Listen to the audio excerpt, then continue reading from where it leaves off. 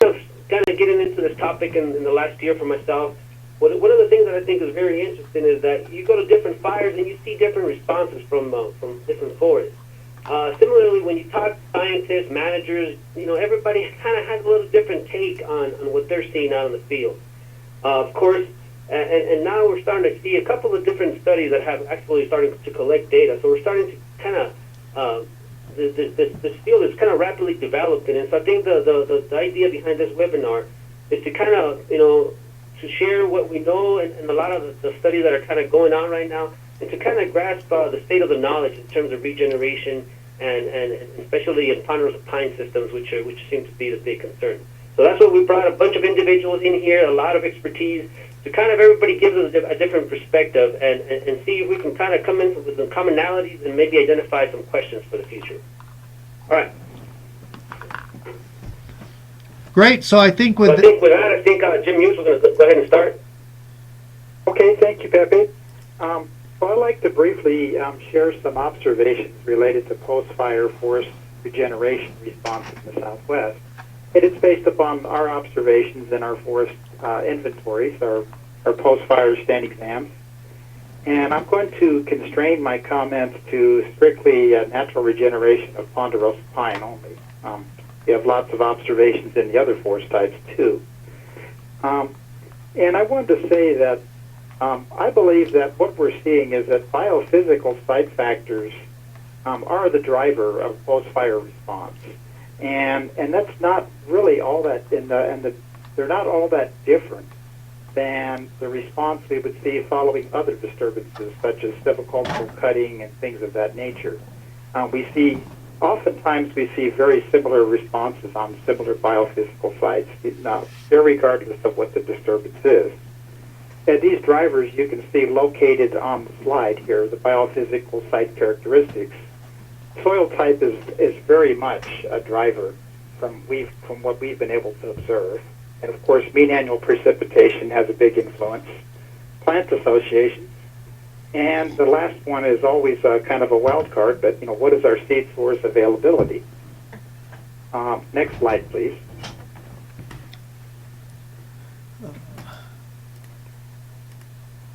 Okay. So, related to that, here is some observations, and I've selected a couple of fires for this discussion, and these were all somewhere around about 10 to 11 years post-fire. So you're seeing similar responses on similar time frames. We see here the Hawk Durfer fire, and this was, north of Flagstaff. This was situated on basalt soils, heavy clay soils, in an Arizona fescue plant association type. And so, the soil characteristics dictate that we have low available soil moisture.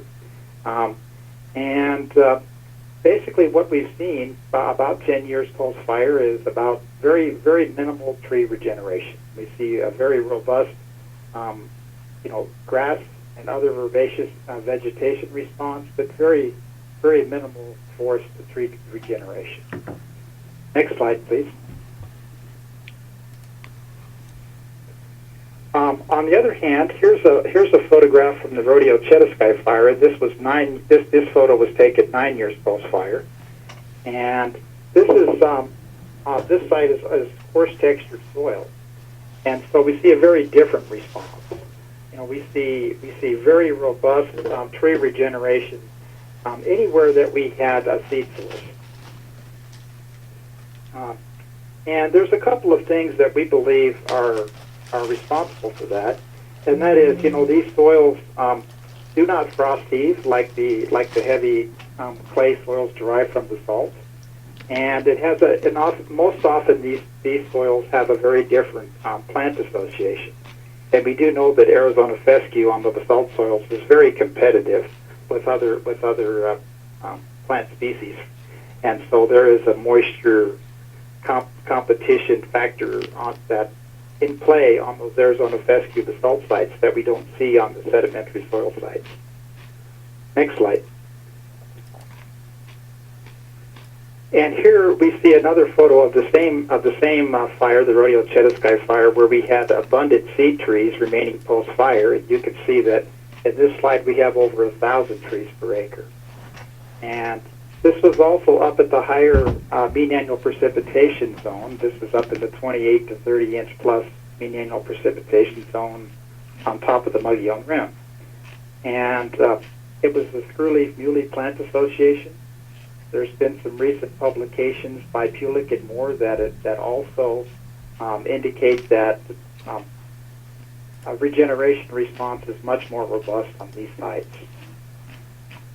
Next slide. And this is the same fire, the Rodeo Chetaskai fire, but this is on the eastern side of the fire. It's likewise on sedimentary soils, but it's down at a lower mean annual precipitation zone. And it's in a drier blue grama plant association type. And you can see that there is some regeneration occurring, but it's very sparse. And so this indicates that even though it is easier to establish trees on sedimentary soils, the lower precipitation makes it very difficult. So what we see here is very, very similar to what we saw on the Hogdorfer fire. Next slide, please. This is the same fire, but this is on a ponderosa pine gambel oak blue grama phase portion of the fire. And it's an area of slightly higher mean annual precipitation than what I showed you on the last slide. And we're seeing more ponderosa pine regeneration than we saw in terms of trees per acre than we saw on the last slide. And of course, you can also see in this photo we've got a robust, response from species such as gambel oak and alligator juniper that resprout following fire. And next slide, please. I believe that's it. Well, then I wanted to conclude with a couple of kind of an addendum to what I've just showed you. I made this presentation back in March, and I was able to actually yesterday visit this fire again. And I wanted to kind of update what I saw.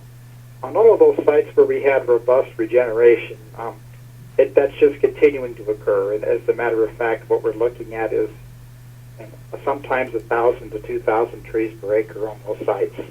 And they're reaching head height. Many of the trees are reaching head height by now. But one of the things that I've noted, I had mentioned that we had poor regeneration response on the blue grama site. But what we noted yesterday was we actually were getting pretty good ponderosa pine regeneration response, definitely at least 100 trees per acre on any of the areas that had seed trees remaining. And we're talking about maybe 50 yards out from seed trees, we're seeing robust regeneration response. And then beyond that, where we don't have remaining seed trees, obviously we're getting few to no ponderosa pine regeneration. And those are the areas that we're focused on artificial reforestation. That's pretty much what I can do here in the time I was given. Well, thank you very much, Jim. It's great to have those personal observations, particularly with those updates. And so now we wanted to turn to Susie Owens. And Pepe, I'll give your office the floor there so you can advance the slides if you'd like.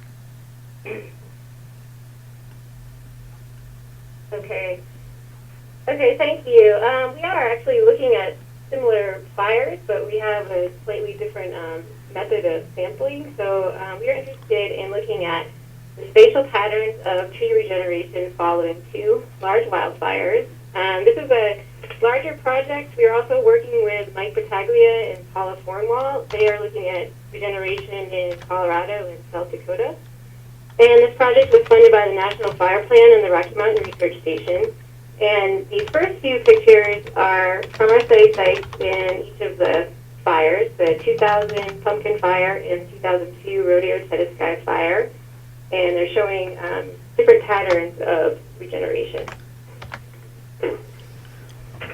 So our first question we wanted to address are, what are the spatial patterns of post-wildfire surviving trees and regenerating seedlings across different fire severities? To address this question, we measured the spatial location and heights of all trees and seedlings within a plot and tree pH. And I'm also interested in the second question, what are the environmental factors most strongly associated with ponderosa pine regeneration and growth?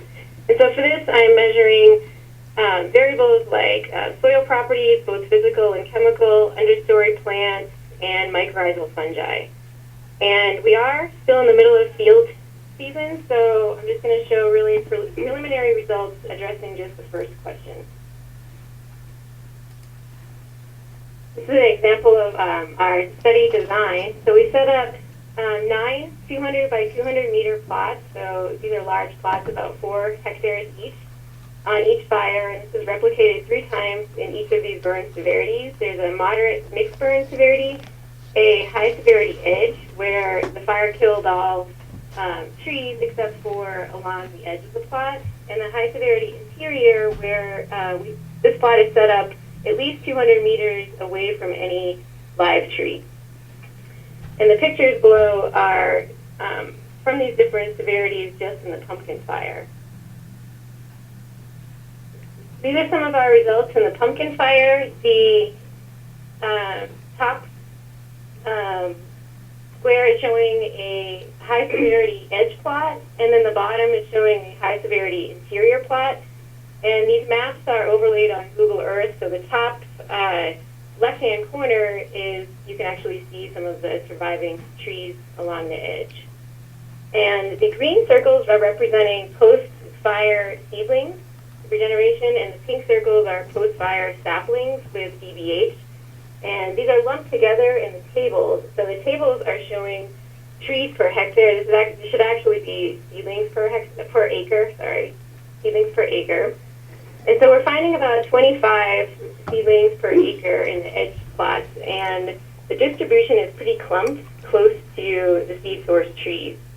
And then in the high severity interior plots, we're finding less regeneration, and it is more dispersed, more randomly dispersed. But what's interesting about these slides is that we are still finding seedlings up to 400 meters away from any seed source tree. This is an example of a mixed moderate plot and on the pumpkin fire. And here the pink circles are surviving trees that were not burned in the fire. And the white circles are stumps and snags that were burned in the fire. And the green circles are all post-fire seedlings and saplings. So here most of the seedlings are coming up in this higher burn severity patch towards the middle. And regeneration is really high. We're finding about 80 seedlings per acre. And this is mostly ponderosa seedlings. And this last slide is from the rodeo Chetasky fire. This is showing a high severity edge plot. We just finished this a couple weeks ago.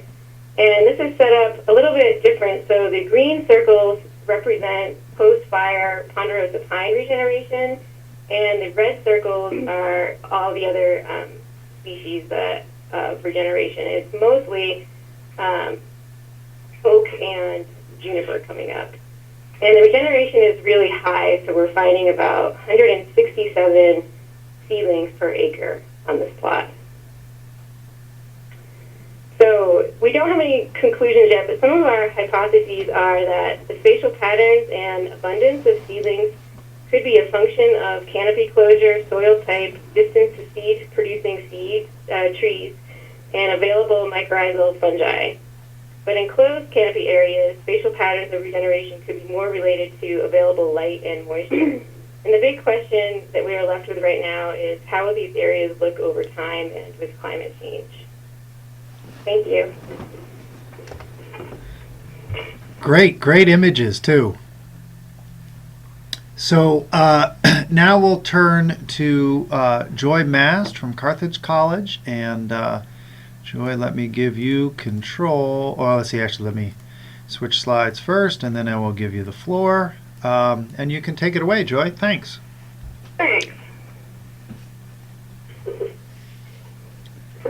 Well, while my slides are coming up, I have just 3 slides. I'm going to summarize some of the work I've been doing with Melissa Savage from UCLA for the last about 15 years. We've been looking a little different than the first presenters, we've been looking at the very oldest high-intensity crown fires that we can find in the Southwest, in New Mexico and Arizona. And so we're working at 60-plus-year-old fires. And the idea here was to try to figure out if these fires, given enough decades of recovery, do they come back as typical southwestern ponderosa pine, or what happens to them? In particular, we're interested if they were passed and pushed through a threshold that makes it hard for ponderosa pine to recover. Right now, you do not see my slides up. Let's see, Pepe, do you see the slides? Because they're showing up on my screen. I don't see them, no. Oh, It's Rodeo Jetta Sky. I should very the last. okay, let me... There we go. All right. So the Storing of Sail today is a project that the last 15 years we've been going around and looking at the oldest fires we can find. We started off looking at 10 fires scattered through Arizona and New Mexico, and then more recently in the publications we did this past year, we've been looking at just New Mexico during the 1950s drought, because New Mexico got hit harder than Arizona during the 1950s drought. And all of these sites are places that we're looking at high-intensity ground fires. And so it's not a mixed or moderately focused in on the places that really got nailed and don't really have the seed trees. And in particular, then, we're trying to figure out if after many decades, did they come back as ponderosa? So I have just 3 slides to quick kind of summarize a lot of research. And my main story here is probably not good news. We have 3 different main pathways that have happened to these old fires. The first main pathway is the sites recovered to a dense shrubland. There's 4 of my fires right there with the dates of the fire behind them. And you can see just from the numbers underneath the kind of recovery we're seeing. We're seeing very dense manzanita, Gamble oak, Wade Leak oak, 53,000 per hectare. It's just crazy. It's not very pleasant sampling, but not ponderosa. So these places have been pretty much replaced by things that are flammable and would resprout when the next fire comes. Other areas that we found have been replaced pretty much by grasses. Locally in Flagstaff area, A1 Mountain is a good example of a 1950s fire that doesn't have much ponderosa pine left after it. And the idea here is it's been pretty hard for the ponderosa to reestablish even after a very long time. The last one, which might be more relevant to some of the things that we're seeing with the current studies that were just presented, is that ponderosa does come back, but it's incredibly dense and probably too dense to support a low-intensity surface fire. Here are the ones from the 1950s that are coming back, 400, 600, 800 trees per hectare for ponderosa, but that doesn't even include all the other trees. They're also coming back with a whole plethora of things, of oaks and firs and just very, very dense forests. So we tried to summarize. I think we ended up having 13 or 14 fires in total from this. And we tried to just think about pathways. And if you start off with a hyperdense ponderosa pine forest that has a high-intensity crown fire, what might happen next? And that's the flow chart that we tried to put together. The idea here is after you start in the middle with this real dense forest with crown fires, where might it go? And then you can kind of follow the dark black arrows. It might go into a shrub field, and we feel that these shrub fields that have been around now probably for 60 years are just replacing themselves as shrub fields. You don't see that ponderosa is really gaining a good foothill. It could replace itself into grasslands, and some of these grasslands have been around a long time now. It could replace itself as ponderosa and oak, and then the idea is it coming in so dense that it's just setting itself back into a system of crown fire. And that's kind of the area that's of interest of us now. What happens to these areas that are hyperdense recovery from 1950s or 60s or 70s fire? Are they reburning in another crown fire? Are the reburns of the first crown fire also a crown fire? And that's kind of the research direction we're interested in right now. Thanks, I'll pass it on. Great, thank you so much. It's helpful to have the little diagram there to think it through.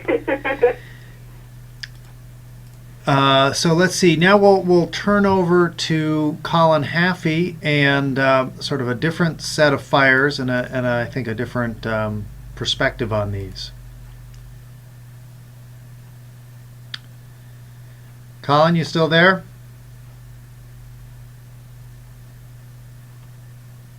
Colin may be on mute. Or maybe we lost him.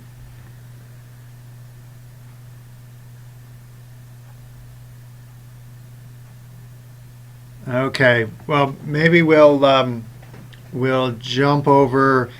Pete, would you be willing to go next? Sure.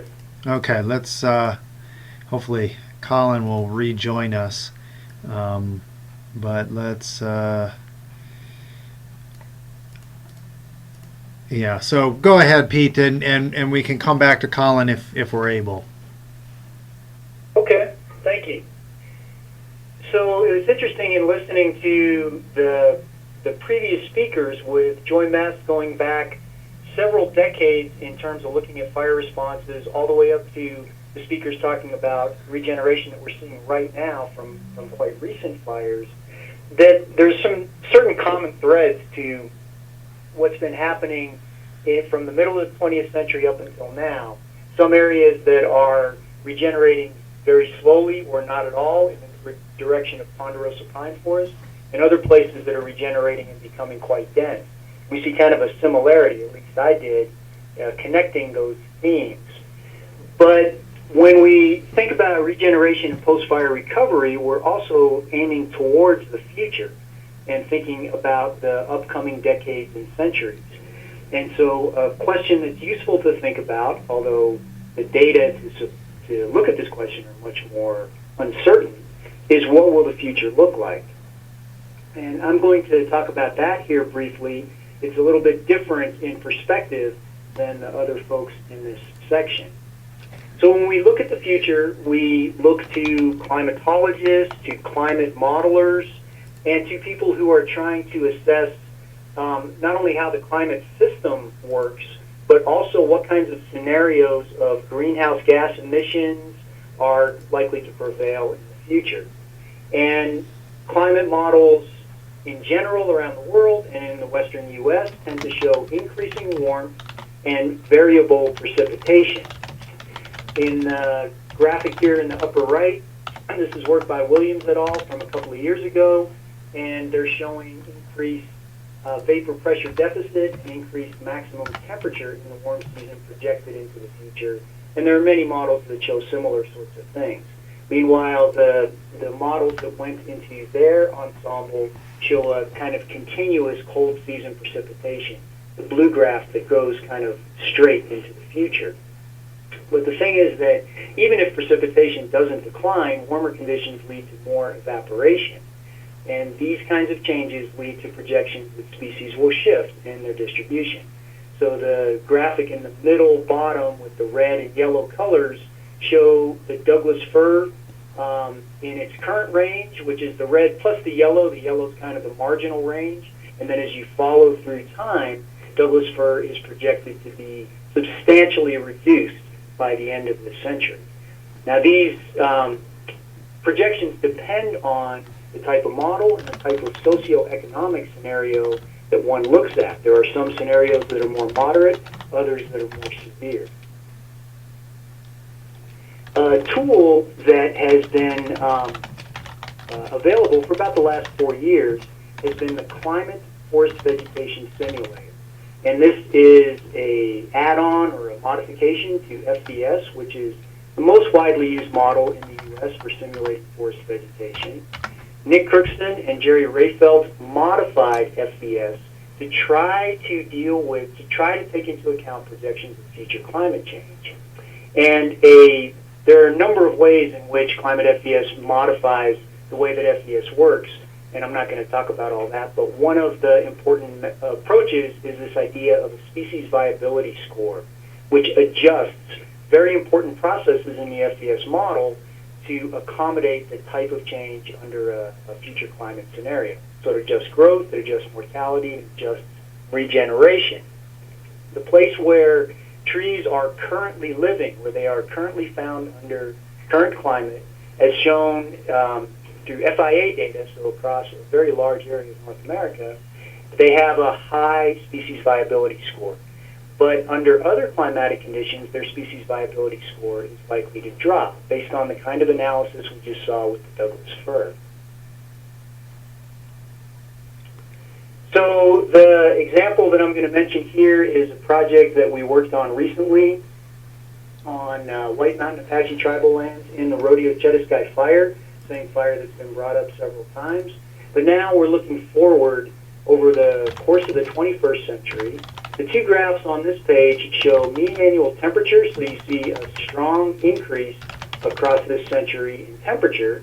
And although there are a number of different lines there representing combinations of models and scenarios, they kind of break into two groups: more severe warming with the highest temperatures, more moderate warming. If you look at the precipitation forecast, you see that they're all over the place and they don't follow such a consistent trend. Sorry, I keep clicking in the wrong place, Andrew. I'm used to PowerPoint.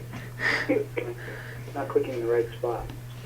So the last point here is to take a look at the way in which species viability scores change as a result of these different kinds of scenarios. So what we're graphing on these two graphs over time is that variable called species viability score. If you look at the dark black line, the only one that's solid, not the dashed line, but the solid black line, that's ponderosa pine. And you see that its species viability score starts out at about 1 under current climate. That's because these are ponderosa pine dominated forests historically. But it drops over time.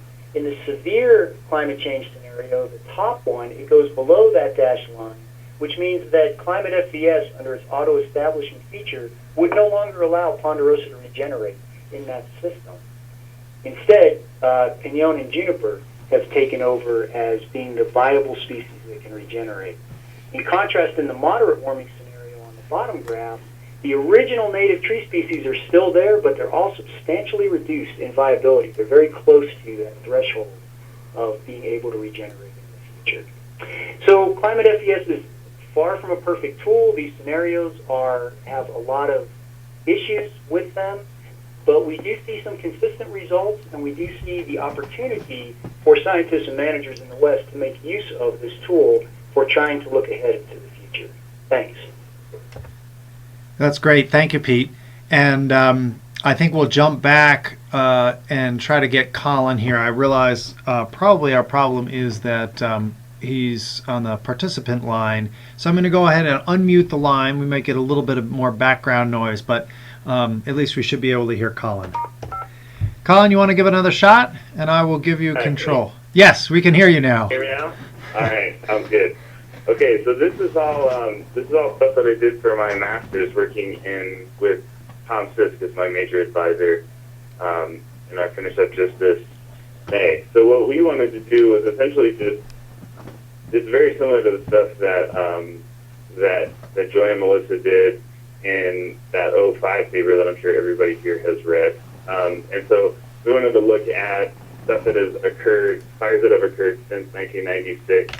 And our idea behind that was that it would be sort of the new climate normal, quote unquote. So we looked again at only high severity fires and only ponderosa pine. And so this map just shows the list of them running down. So we've already seen the Hacktifer and the Rodeo Chetaskai, and we did the other ones here. So just jumping into it a little bit.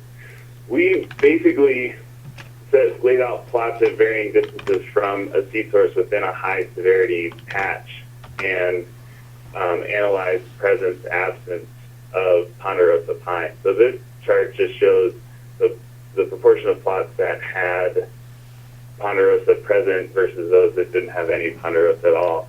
And again, what you can see is the two fires that had the highest proportion were the Rodeo Chetaskai and the pumpkin fire. So those are the two fires that Pepe and Suze are looking at. And so most of the fires we looked at looked more like the fires, the Hacktifer fire, which had very little regeneration and had turned into mostly shrublands and grasslands. And so this plot just shows the proportion of plots again that were dominated by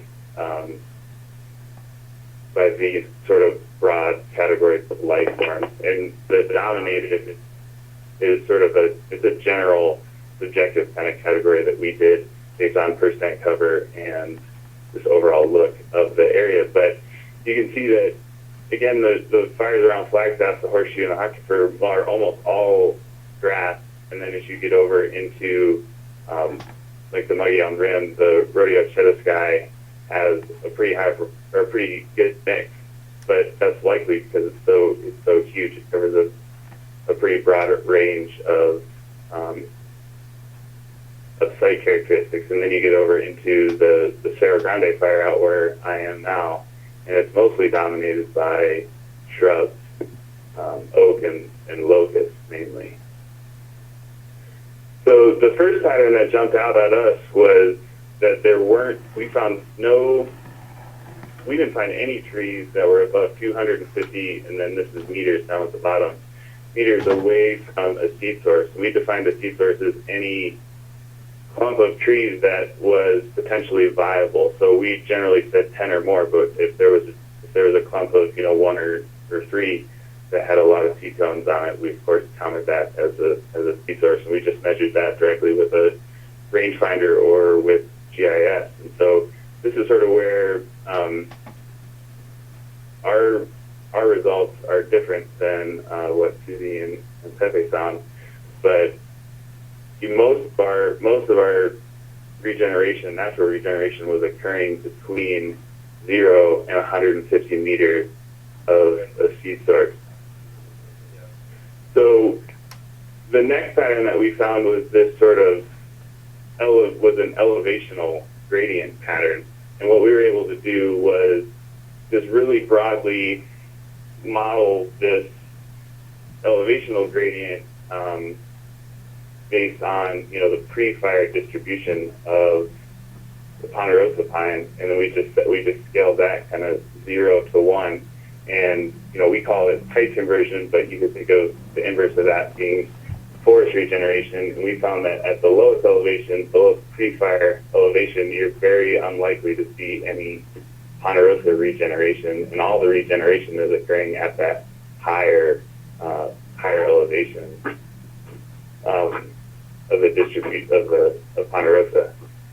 But the big pattern that jumps out here is that distance to seed source. And so on the Cerro Grande fire, which is here as an illustration, you can see that the red is the high likelihood of height conversion. So another way of thinking of that is the low likelihood of pine regeneration, and that is dominated solely by distance to seed source.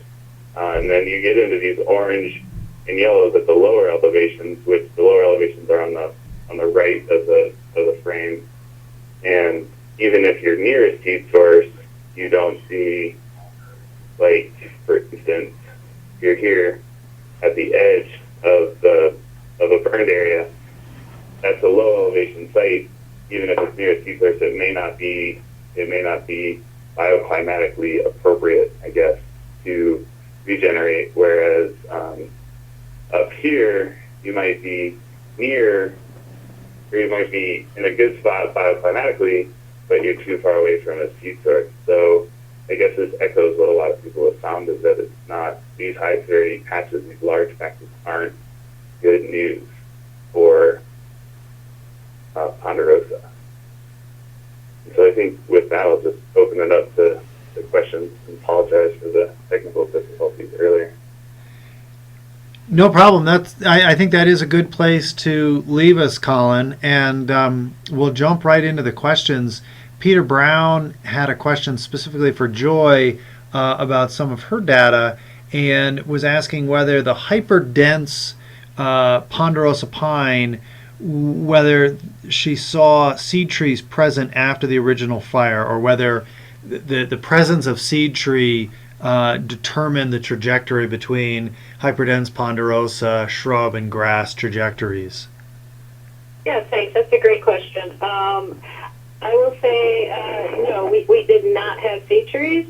We picked areas that were really, really hit hard and didn't leave pre-fire ponderosa around. I also wanted to mention that two of the sites were planted after the fire. 1951 in Allen Canyon in New Mexico, they planted with ponderosa, and that is now completely dominated by shrubs. It's a very dense shrub field. The other one that they planted was Bull Flats in Arizona, and that did take, but now it's a very hyper dense, almost 900 ponderosa adults per hectare. So that's a pretty dense one. While I have the floor, I'll just mention too, because I like soils quite a bit. For the work that we did with the 5 fires in New Mexico that all happened in the 1950s drought, we did do soil testing on every single, I think 250 plots per fire. And they actually came out across the board as a sandy loam or a sandy clay loam. So I'm afraid that didn't quite work well, because that's a good sedimentary soil, so it didn't quite work so well with some of the other predictions earlier. Great, and we have a question from Bill, and maybe a number of people might want to weigh in on this. And Bill asks about the dispersal mechanisms for ponderosa pine seeds, and whether that we're seeing any differences in dispersal among some of these different fires.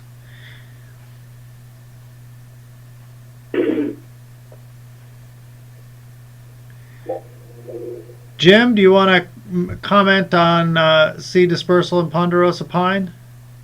Well, yeah. I mean, it's generally considered to be, it's a somewhat heavy seed, and it's generally considered to be somewhat wind dispersed and within a certain distance from the seed tree. So it's, the winds can blow it, but only so far because they are heavy seed. There has been some evidence of rodent dispersal.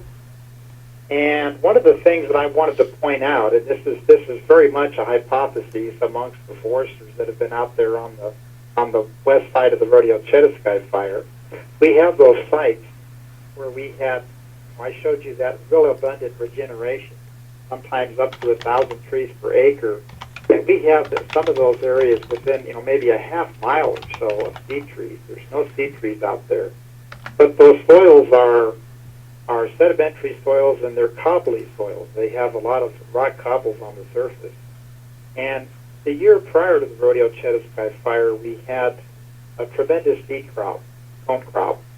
And the hypothesis is that many of those seeds were captured underneath the rock cobbles and maybe protected from the fire by the rock cobbles. So we really don't know, but we, generally speaking, ponderosa pine is not considered to disperse very far. I can't recall there's some studies that talk about how far they generally disperse, but generally it's 50 yards or something like that. I think that's what most studies have shown. Yeah, I think I wanted to add a little bit to that question in terms of, like Susie said, the study that her and I and Carol C. Are working on down here in the Southwest is part of a larger study, and the group that's doing the sampling in Colorado, they're working on the Hayman fire and I think the Bobcat fire, and they are actually putting up. They're kind of working on the assumption that most of the seed comes from nearby trees, and so they're actually putting seed traps on out there, from different distances from the seed sources. You kind of get a little bit of that, but I think I guess it's one of those things that depending on who you talk to. You talk to a biologist on a lot of forests. Great. Yeah, they'll tell you that they're thinking that a lot of it is animal dispersed. And I mean, from what we saw, we were seeing trees and ceilings so far away that that's about the only thing that could probably get it that far. I have heard, I think it was Mike Battaglia that actually said that one of his hypothesis too was that there was these big wind events, that would just take it really, really far into like to the. Anyway, those are two other thoughts. That's what I say. I'd like to chime in with one more response to that, and that is, in terms of silvicultural cutting, when we do regeneration cutting, the old rule of thumb has been to leave 3 to 5 seed trees per acre, with the thought that, if we're much sparser than that, we really don't establish, very much regeneration. And so I wouldn't think it would be an awful lot different than both fire situations. Yeah. Well, good. No, yeah, not at all. I mean, So I had a question. It seems like people, like I heard some people, I heard Colin say very little regeneration, and sometimes we kind of try to qualify it rather than quantifying it. And so I think from a perspective of maybe like to Jim, the question would be is what is I know there's a threshold like that there's a minimum of a certain number of trees per acre after a fire, and a certain amount of time that you have to wait before you go in there and plant it. So could you kind of give us more of the legal status in terms of what's considered a forest? Are 13 trees considered a forest, or do we need 100 to 200? Well, in terms of the Forest Service, our policy is that our desired conditions in our forest plans will tell us what is satisfactory regeneration. Now, in our old forest plans, when we were doing even-age forest management for timber production, we were choosing 300 trees per acre. That's certainly not in line with today's focus on forest restoration. Because we'd look at historic tree numbers, mature tree numbers, of being somewhere at the 20 to 50 tree range. On some sites as high as 70 trees. And so for most of our projects, we're focusing on establishing about 100 to 150 seedlings, with the idea that by the time the stand matures, we'll be down to those numbers that we're shooting for. there, would you get that out?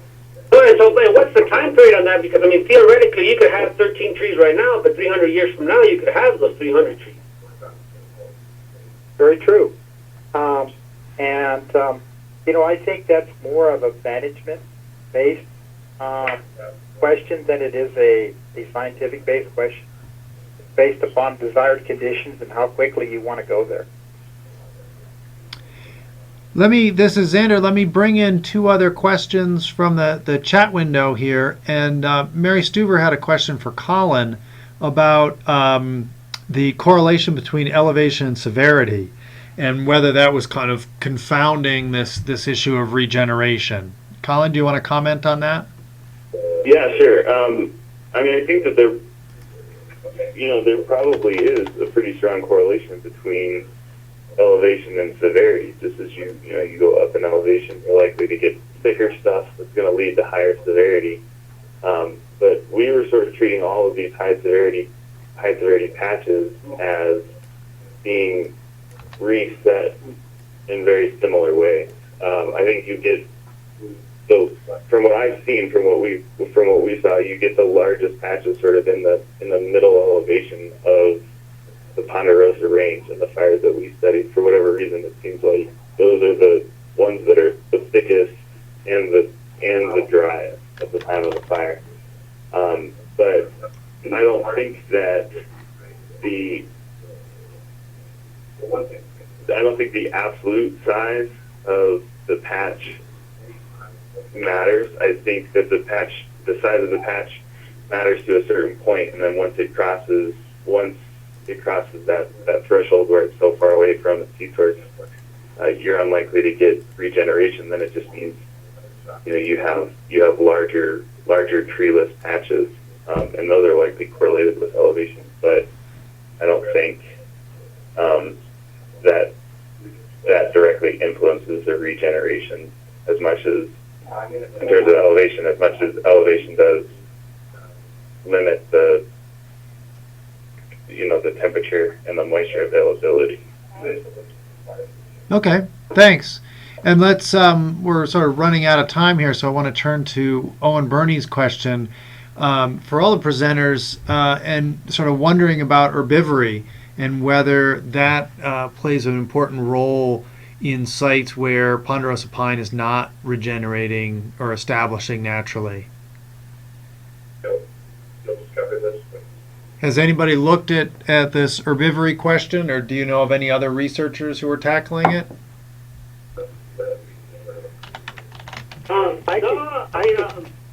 Somebody was mentioning that we see it, but we're not particularly studying it. I think that is a big issue or a big concern in terms of other species. For example, of course, aspen is kind of the one that comes to mind. That it has regenerated after some of these fires, but it's kind of been knocked down. But that again, that's a whole different system, you know, the ponderosa pine, which is what we're talking here. I think that that is a good question. That I think in terms of possible research questions for the future, I think that would be a good one.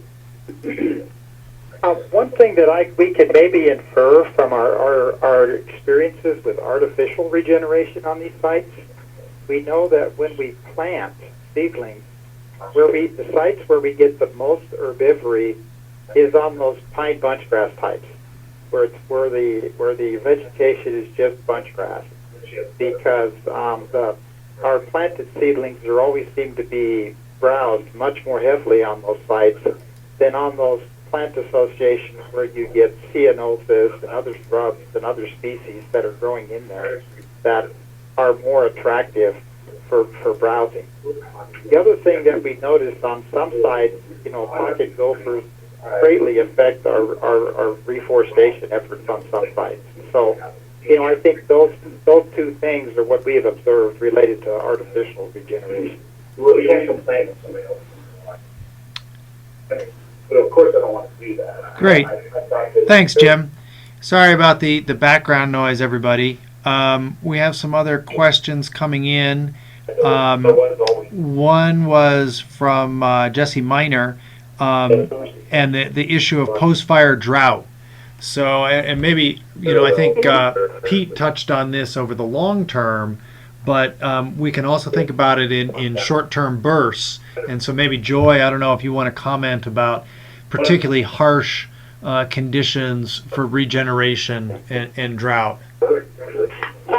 One of the things we've done is, since we were interested in the past, give it decades, does it recover? We also, more related to what Pete Filet was talking about, we used the global climate models and tried to figure out from the past recovery, let's look to the future. So we looked at times where it was a drought, and tried to figure out what is the microclimate, what is the exact timing. We used daily temperature and precip, and we did nice modeling with Johan Fedema and FAR. And what we found is when we looked at drought and recovery and fire and recovery and then put them together and just really pick the system and get a massive high-intensity fire during a drought, we could figure out pretty well down to the specifics what is affecting flowering, what is affecting germination, what is affecting recovery. Things like that popped out where these trees are doing pretty well and then early frost because of the fire, and that would kill off the whole generation. We added to that then the global climate change modeling and predicting the future, what types of ranges, kind of like Tom was looking at. How are you looking at the lower elevation versus the higher elevation ponderosa pine? Who does actually better in this scenario? And whether it's latitude or elevation. The ponderosa pine that is in either the low elevation already having a little bit of trouble, soil moisture, really got nailed, and it was almost impossible to see any regeneration with the kind of modeling, especially with climate change predictions. Areas that were higher elevation actually benefited a bit from the climate warming as long as there's enough soil moisture. And it was a very it was an interesting kind of a view on type conversion for the future. So, administrative, good. Well, and just to add on that a little bit, I think, Jesse, it's interesting how, you know, the immediate post-fire conditions set the trajectory for, you know, establishment of the non-tree species and how that might relate into whether the area comes back as a grassland or shrubland or whatever land. Yeah, absolutely. Absolutely.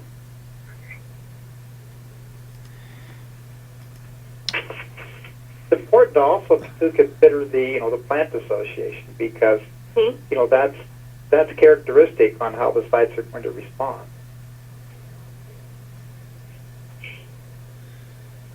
I mean, if you're in a bunchgrass type, that's likely what you're going to see versus a live oak or Manzanita understory type. You know, that's going to be very predictive.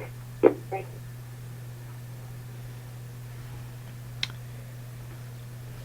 So I had a question for Pete here.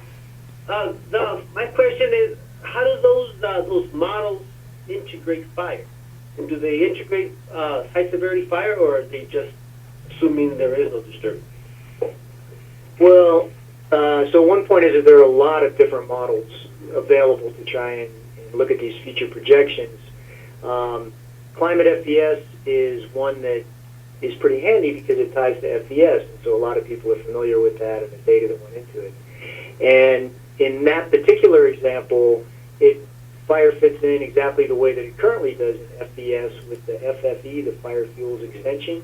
And so one can simulate different kinds of fire regimes, prescribed fires, or relatively severe fires, whatever you want. So theoretically, you can go ahead and model that and get that prediction and then go test it in the field, right? For the current climate, at least.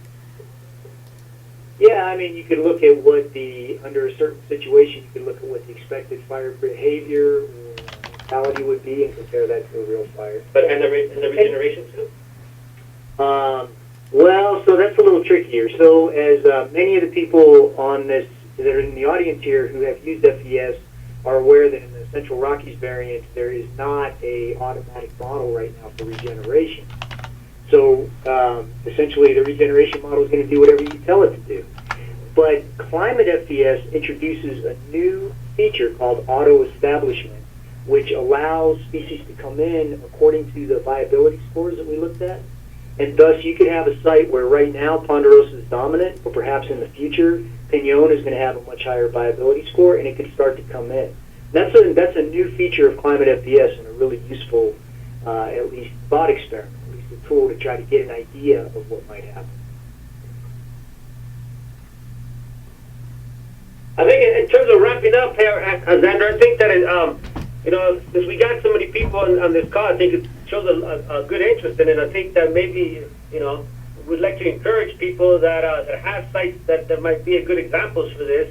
Might propose it to the consortium as a possible field trip, for the future. That's a great idea, Pepe. And I think another, we need to continue this conversation. And I think what we tried to do today was sort of lay out a whole sort of smorgasbord of the breadth of research. And it would be great to hear back from participants about particular aspects that we could delve into in more detail and spend the full hour delving into one piece of this puzzle, because there are a lot of different elements to engage on. So the one interesting thing I saw in the notes that Mark Nabel was studying some regeneration after the Eagle Rock fire, and that area burned this year again, I'm not sure if it did or not, but the area around it. And that's another question that we haven't even talked about is, what happens if this area reburns? Can they reburn? And if they do, what's going to be the fate of that regeneration coming in? So. Yeah. You're just getting off, okay? Okay, go ahead. So that's let's wrap it up there, and I want to thank everybody for their participation, particularly the presenters.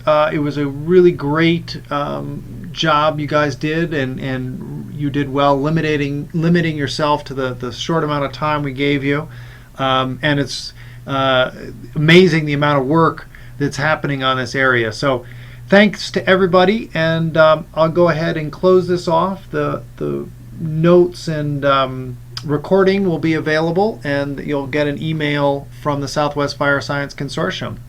So thank you very much. Thank you. That's weird. He does a couple of these.